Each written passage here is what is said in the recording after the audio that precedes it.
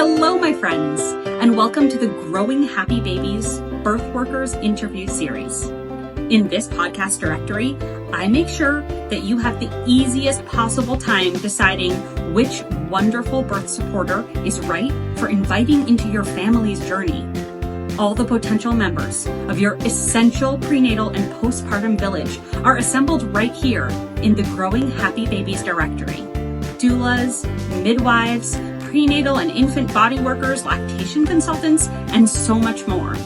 I'm Dina Soffer, board-certified lactation consultant and fellow mom.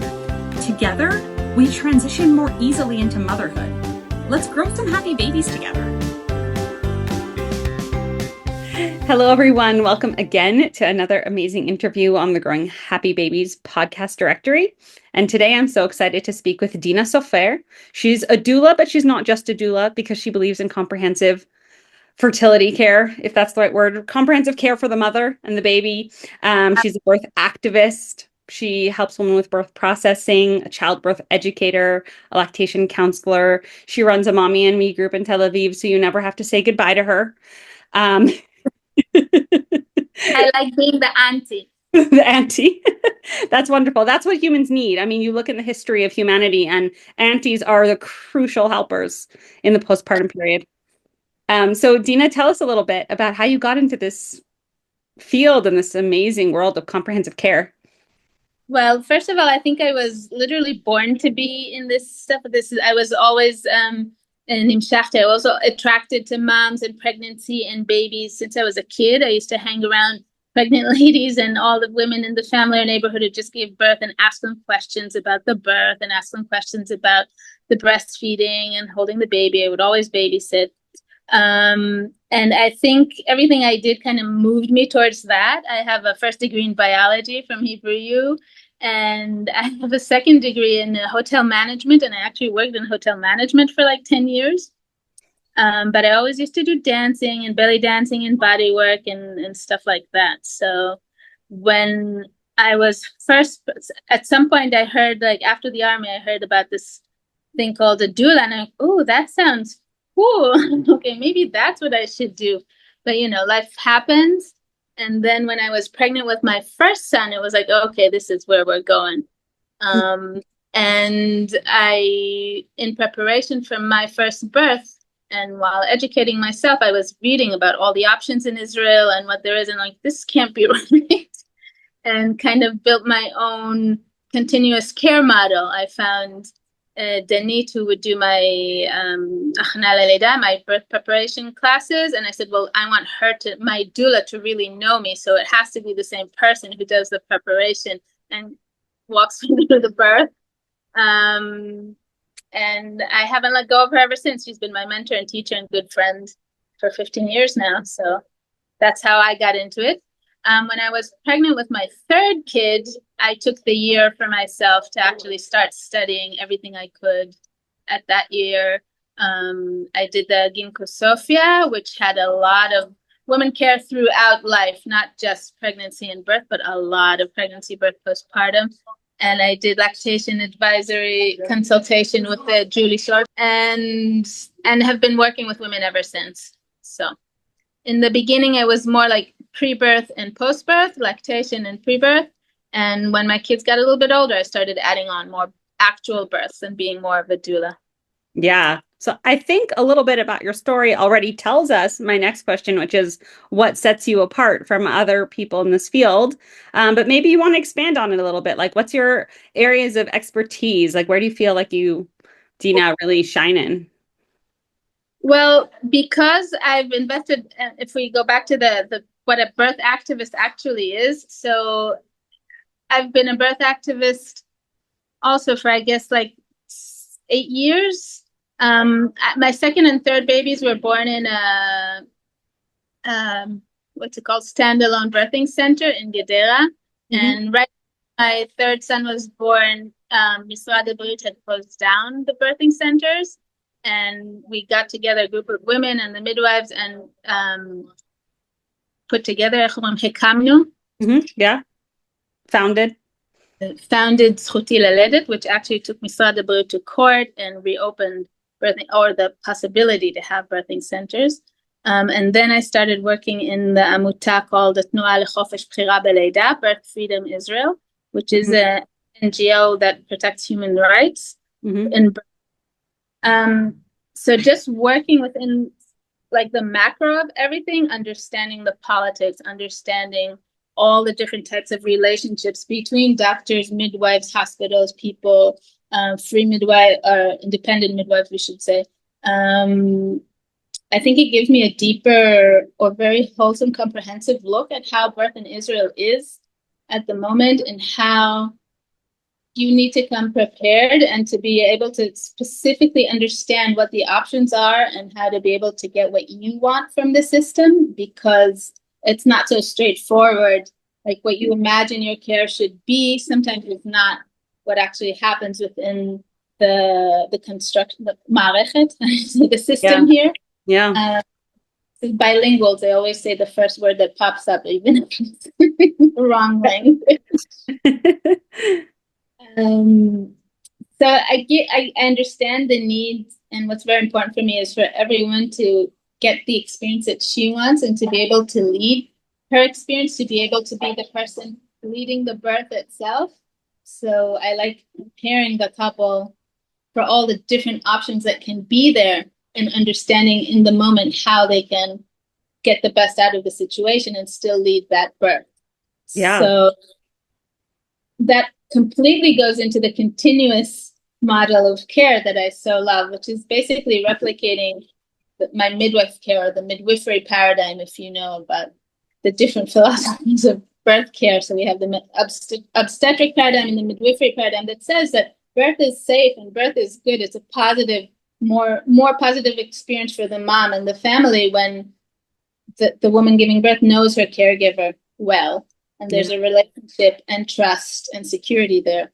So I basically replicate the care I got from my home birth midwives in their birthing center and bring it to being a doula. So it's getting to know the couple deeply beforehand and having like this rapport or language that it's enough to give a little side look for everybody to understand what everybody's thinking, and enough for the woman to look at me, and then I'll intuitively know what she needs at that moment. And just being able to choose throughout the steps of the birth what's right now, what's correct now, not to have like a fantasy or an idea, but just how we can continue step by step while she's leading and making those decisions.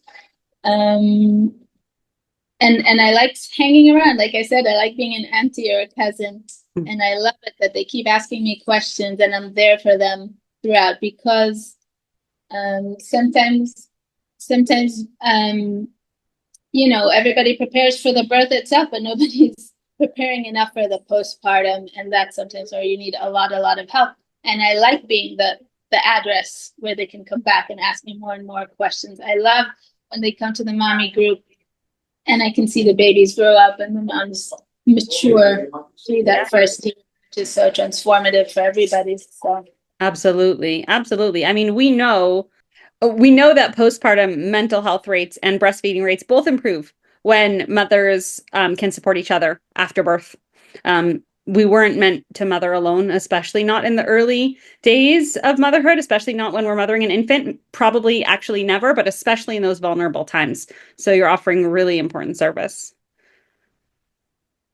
I always, after the birth, I come for at least one home visit afterwards, just to make sure that everything's good and everything's cool, and just the tips here. And okay, how are you going to be comfortable on the couch? How are you going to be comfortable on the bed? If they need help with washing the baby or changing the baby, or all the different tips that I can give them. So, And sometimes they call me after like 2 years. Oh, I want to wean my baby. What do we do now? Right. Now, and I'm like, weaning is a whole different part of lactation. It's a whole different question. Yep.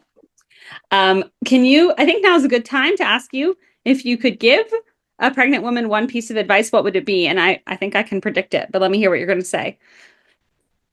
I think they should gather as much knowledge as they can and understand the different possibilities that are there, and understand that you can't just set on one goal and then either succeed or fail. You know, if you choose one way of doing things, this is what I want. I want to have a water birth.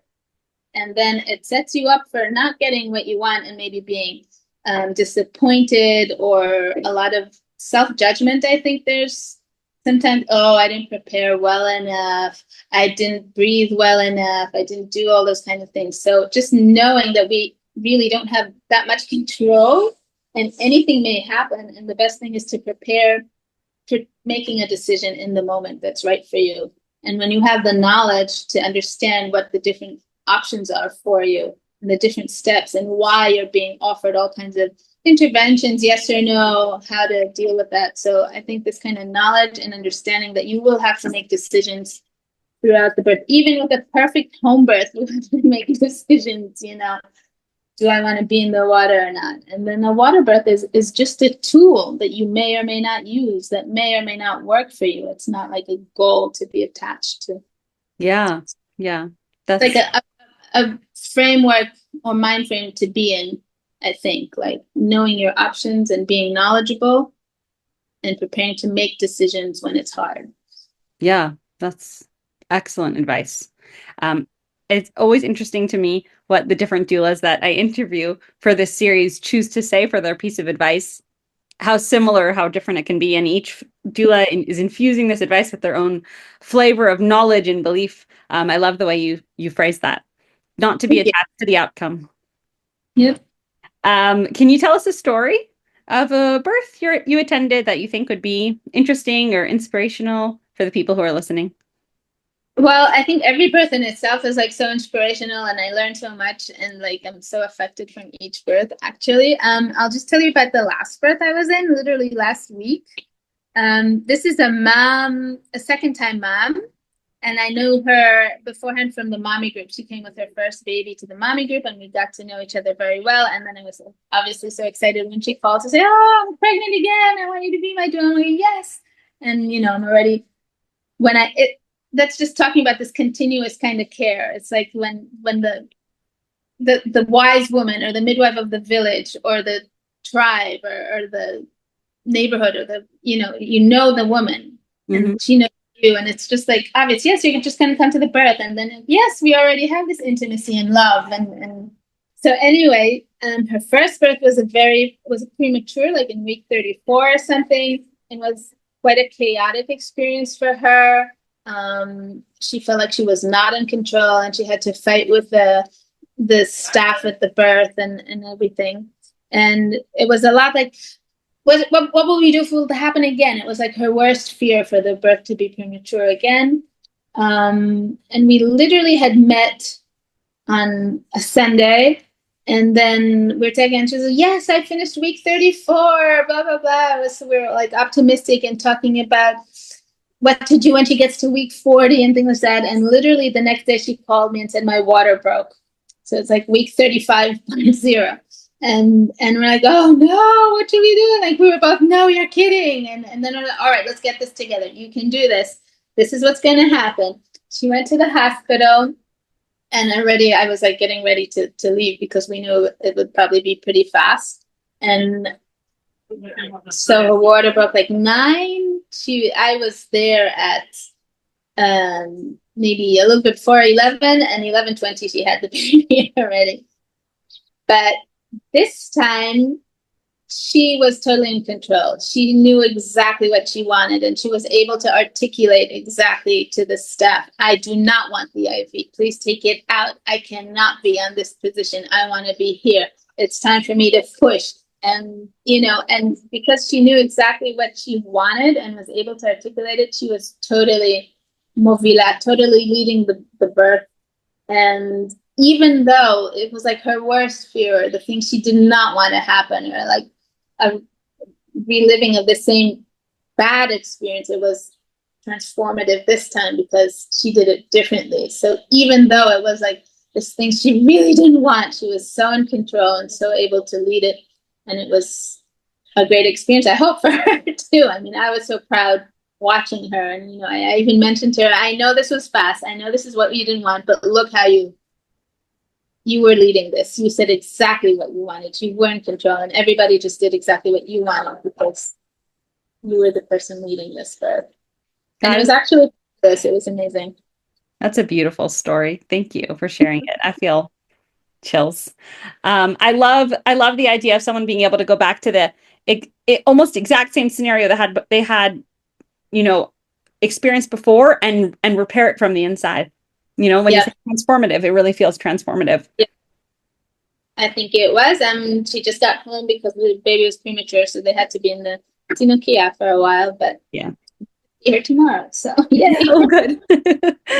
Wonderful. And just before we say goodbye, can you tell the women who are listening what might they be surprised by in the postpartum period? I think so many different things. What to choose? Okay, first of all, you could be surprised by having stinky breastfeeding sweat. Yeah. You can be surprised by being so hungry. You can be surprised by how time-consuming it actually is, and that it's normal. Okay, so I would like to normalize just resting with your baby on you. I would like to say, be prepared to get help to be with your baby. Explain to the people helping you. First of all, make sure you have a lot of people helping you. And the people helping you need to be people you can be totally comfortable with being partially or fully naked with, bleeding, crying, upset, not in a good place. You know, you have to be people who will support you and make you feel good. And that their advice and help makes you feel good, like a nice big fresh breath of fresh air, you know. Oh yeah, this is the help I need, and not, oh, why is she telling me these things? You know, the difference. So getting a lot of help and being able to direct that help. This person is good with this. I'll tell them this is what I need. And then when people get how should I say it? Let me rephrase this, okay? So first of all, getting a lot of help, and the help needs to be, forget it. I got lost. I thought it was I thought it was wonderful advice. It is wonderful advice to say, know who to ask for what, and Yes. and know to preserve your space, not as someone who hands off the baby, but as someone who holds the baby, right? A lot of people come into a woman's house postpartum and they say, here, let me hold the baby. That's not the help anyone needs. That's exactly what I was getting. That was the point I had originally wanted to make. So what I wanted to say is, when you tell people, a lot of people want to help you because they love you and they care about you, but sometimes they're not equipped with giving you the exact help that you need, even if it's just the proper emotional support that you need, or just saying the right words, or just giving you the help, either because they didn't breastfeed, or they didn't have babies, or they don't remember, or whatever. They all love you and want to help you. And when you tell them what you need specifically, and you can kind of tailor make the help that they can give you according to their strength, then they're busy helping you with what you actually need and not giving you unwanted or unsolicited advice that's unhelpful. So that was my tip. Yeah, absolutely. And that's one of the ways that we enforce healthy boundaries also. Exactly. Like my dad wanted to help, totally useless. I'd finish breastfeeding and the babies would sleep on him. And then I could go be with my elder sons, you know, or do what I have to.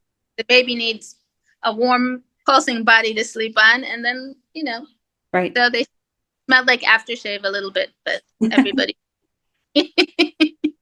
It becomes a loving smell. Okay. Thank you so much, Dina. Sure. It was good to meet you. Yep.